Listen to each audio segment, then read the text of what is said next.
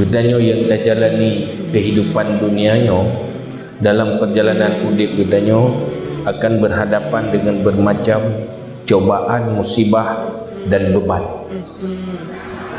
Beban berat, macam persoalan dan masalah dalam terjalani kehidupan. Artinya udipnya punya masalah tersendiri.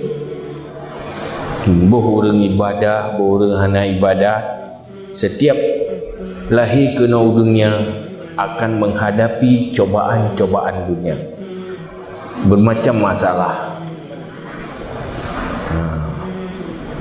Maka yang adalah salah satu tantangan besar orang tua ke ibadah.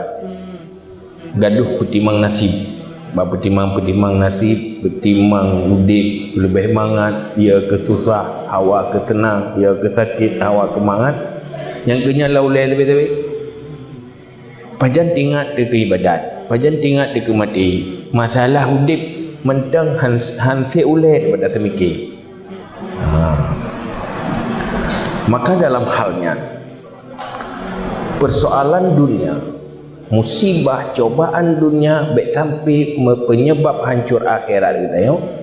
Maka Imam Al-Ghazali berpegang jalan keluar modal paling inti dan dasar adalah bersikap dengan sabar. Tanpa sabar han sukses. Dan sabarnya siapapun perlu. Manusia yang ingin sukses di dunia harus punya kepribadian yang tangguh, yang geken dengan kesabaran. Mau sukses akhirat juga harus nak kepribadian yang tangguh, yang dinamai dengan kesabaran. Berapa je tak pula. Tidak orang sukses di dalam usaha perniagaan.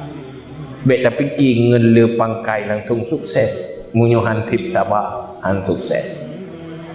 Pasti je keduki tepi. Labana pangkai habis. Wadah terperiksa hansip kesabaran, karena kesabarannya lagi makna jih luar. Pasti nak kelemahan di dalam kesabaran. Apalagi katanya dapat sukses akhirat, sukses selamat dari neraka, sukses selamat menjadi penghuni syurga.